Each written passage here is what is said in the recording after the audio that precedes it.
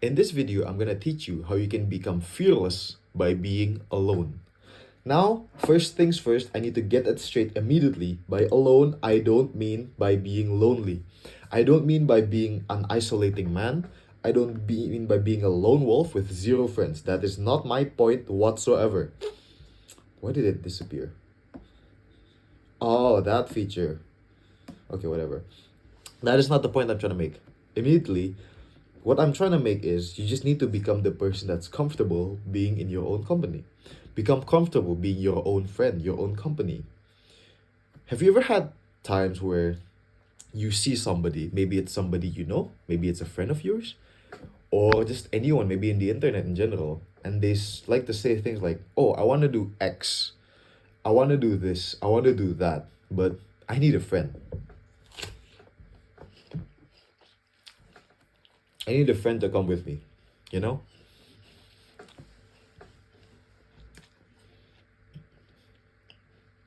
I'm gonna be real with you. You don't want to be that guy, right? Unless you're doing like something completely life threatening, actually dangerous to the point where it really is better that you go with somebody you know. Like, if it's really that life threatening that you really need somebody to be with you in case something bad happens, that just means that you're dependent and you're scared. Because most of the time it's just like, oh, I just want to do I just want to check this new place out. I just want to check this new cafe out. I just want to check out this new city, like district that I've never been to, but I don't have a friend. And most of it, it's kind of like, ah, what the hell why did I do that for? But whatever. Most of the time, by I need a friend, it's more like, if you go, I'm going. If you go, I'm going. So it's like, do you really want to go, or do you just want the company? You know. I hope you understand what I'm talking about with this. Because sometimes we always have. I mean, I do at least experience that a lot. I've had people that tell me in private, like, I want to do this, I have dreams to do this. But then when it comes to doing that said thing, they don't want to if they have to do it alone. Or if, let's say, they want to go to a certain place because they really want to. Sorry, my cap fell off. I was dragging it there anyways. If they really want to do something, but then their friends decide to do something else, they would follow their friends just because they don't want to be alone. That's what I'm talking about. Because I'm gonna be real with you, lots of people, you know that you know that stereotype of like, you have many people surrounding you, but you still feel lonely. Instead of having that, it's better for you to be alone but not feel lonely. Now, how can you do that? How can you like Tata, how can you be alone but not feel lonely? And, or you might be asking, how can you have so many people around you but still feel lonely? Well, here's the thing, right? If you go alone, if you spend your time alone, not isolating, by the way. By alone, I mean just like literally alone. Not alone because you have no friends, but alone because you feel that you do need some spending time alone. Now, this might not be something I can explain completely. Like, it's not something I can just copy paste from my brain to yours, but I'm hoping you can get it. If you're the type of person that, like me, you might be able to relate to this like immediately. So people tend to go with friends wherever they go because of FOMO. Let's just be real with that. Lots of people have FOMO. They don't want to go somewhere alone because they're scared. They need the validation from other people. That's something I didn't write here, but that's also another thing. And the one that I have written here. Lots of people want to always be with other people because they don't want to experience their own personal thoughts, their own dreams, or their own problems that they have in their mind. They want to run away from their own thoughts. They want to run away from the negative thoughts instead of tackling their problem. Now, the benefit about going alone and learning to be comfortable alone is, well, of course, the obvious here, as I've wrote here and also above here. You just learn to be independent, basically, and be confident.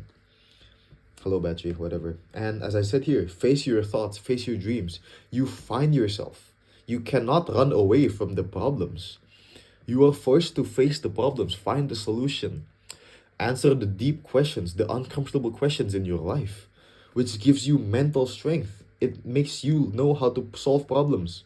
Oh, and also the side tangent. Let's say you go on a adventure alone. You have nobody to rely on. Forces you to be independent, you know. Oh, you want to go to this place and then that place. Well, you're gonna have to find out yourself. Either you go Google Maps or you ask somebody, you know. When you have a friend, it's easy to go, oh, I need to do this. I need to ask this person this. You do it. No, you do it. No, you do it. You see. Okay, that's kind of a something from my heart because I experience that a lot when I go with like acquaintances, and honestly it pisses me off. It's like, okay, do you want to go to the location or not? Why the fuck is it difficult for you to just ask directions? Why to just ask the lecturer? Like, oh my god, I'm going on a side tangent, but that's really annoying, honestly. Sometimes with friends, are like, oh, if you go, I'm going. Or if you do it, I'll do it. No, just you do it. Come on, can we just like go and finish this task? Or like just finish this problem immediately? We need to go to this station right now, and none of us know where it is. We need to ask a local. So can one of you do it, or do I need to do it all the time? You get what I mean, right? And just it's just like, I don't know, maybe it's just my personality, but yeah, if you're alone, you don't need to face people, you know? And the reason why I'm really upfront about this is because I know that there are lots of people that secretly don't like the company they have at times. But sometimes they just don't have the self-confidence to go alone.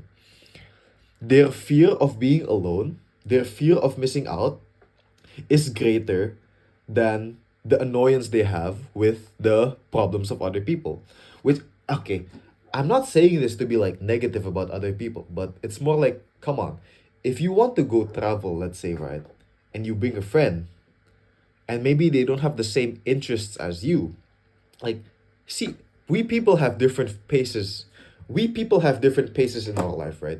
Some people are more fast when traveling. Some people are more flexible. Some people can operate well under pressure. Some people can just immediately think like, okay, so we need to go from A to B, and then we need to stop at Z for a moment, and we need to go to D as well after that. Okay, in like 5 seconds, they immediately understand the assignment. They immediately know what they need to do. But then there's other people that, let's say when they give them, okay, you have only we have only 3 minutes to get to the location, otherwise we're gonna miss the train. Some people cannot do it with the pressure. And some people, let's say when you travel and you're walking a bit far, some people need to have a break, right? And it's not really a problem on them. It's more to like, we humans are just different in general, and sometimes the differences do make you feel annoyed, you know. And some people, despite, let's say, knowing that they have a friend that, oh, my friend is not good under pressure, when we ask him to do traveling with us, let's say on the train, he's not good at checking routes. He's not good at understanding that sometimes we need to be a bit fast. He's more of a chill type of person. But then they proceed to ask that guy to join him, to join you, let's say, on a trip that's a bit high paced, fast paced.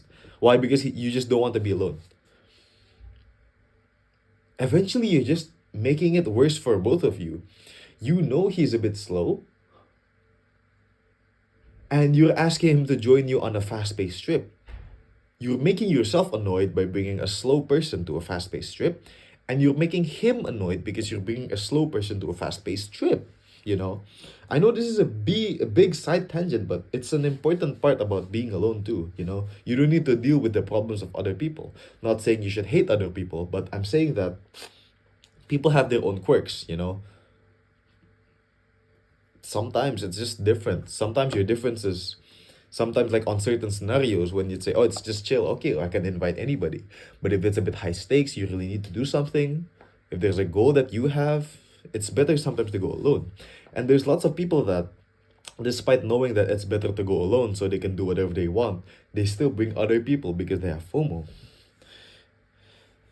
Yeah, that's basically the point of my tangent. So And if you can do that, you can also find yourself even more, you know? Going on adventures alone is just it's important for a lot of you anyway, because you do find yourself. You find out how you react under pressure. You find out how you feel about, let's say, walking long distances, walking far away from home or something like that. And regarding the confidence, I've always experienced this in my life. I've experienced, let's say, there's this person A. When he's with friends, he's very confident. He doesn't mind cracking jokes, being loud, whatever. But then you take his friends away from him, let's say in a class setting, and then you tell him, okay, give a speech alone in front of class, good presentation. Suddenly he has zero confidence. He is just nervous. He doesn't know how to talk all of a sudden. I don't want that for you. That's personally one of my pet peeves. That means that you're only confident because you have friends that can validate you. You have friends that you can laugh with when you crack a joke.